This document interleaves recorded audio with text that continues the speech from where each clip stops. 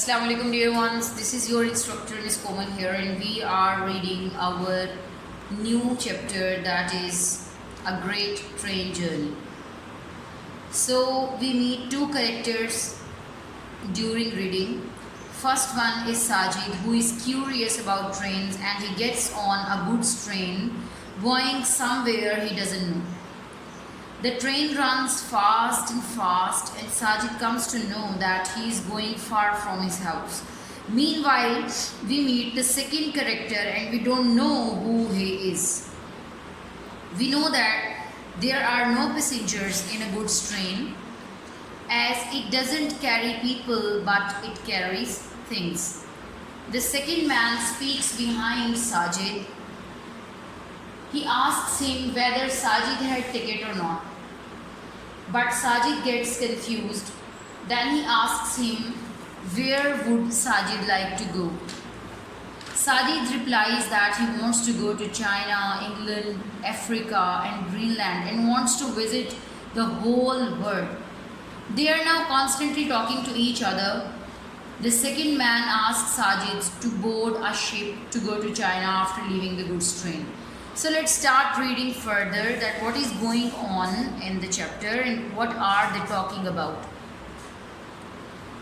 So yes, said Sajid untruthfully. Can you scrub a deck? Why not? Can you sail a ship? I can sail anything. Sajid says, I can sail anything. Then you will get to China, said the man. Sajid finished his apple, took another from the crate and dug his teeth into it.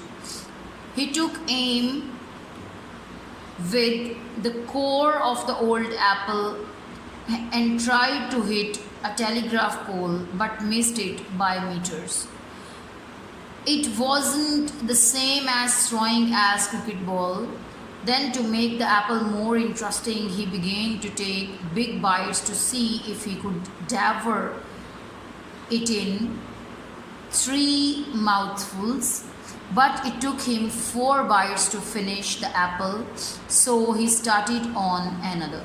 So you can see that he is just eating and eating apples from the crate in goods train.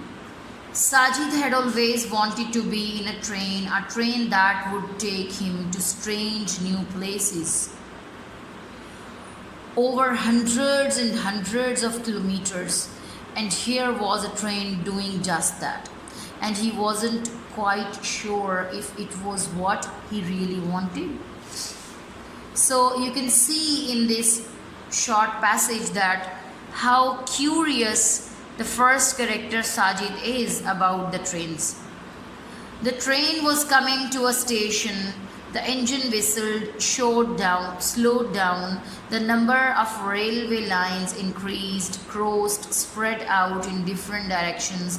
Before the train could come to a stop, Sajid's companion came to the door and jumped to the ground. You would better keep out of sight if you don't want to be caught, he warned. So the second man warned Sajid that he had better keep out of the sight of the driver. You can say the man in the train, if he doesn't want to be caught. And waving his hand, he disappeared into the jungle across the railway tracks. The train was at siding, and Sajid could not see any signs of life, but he heard voices and the sound of carriage doors being opened and closed. He suspected that the apples wouldn't stay in the compartment much longer. So he stuffed one into each pocket and climbed onto a wooden rack in a corner. So why Sajid suspected that the apples wouldn't stay in the compartment? Because perhaps it can be happen that the man would be loading the apple crates off from the train, and he suspected that apples wouldn't be more. Presently, men's voices were heard in the doorway. Two laborers stepped into the compartment and began moving the crates towards the door, where they were taken over by others. Soon the compartment was empty. Sajid waited until the man had gone away before coming down from the rack. After about 5 minutes, the train started again. It shunted up and down, then gathered speed and went rushing across the plain. Sajid felt a thrill of anticipation. Where would they be going now? He wondered what his parents would do when he failed to come home that night. They would think he had run away, or been kidnapped, or been involved in an accident. They would have the police out, and there would be search parties. Sajid would be famous, the boy who disappeared. You can see how Sajid thinks about is going far from the house. He knows each and everything, but we know that what is going on in his head, that he wants to go to some new places, some strange places. The train came out of the jungle and passed fields of sugarcane and villages of mud huts. Children shouted and waved to the train. Though there was no one in it except Sajid, the guard, and the engine driver, Sajid waved back. Usually he was in a field waving. Today he was actually on the train. He was beginning to enjoy the ride. The train would take him to the sea.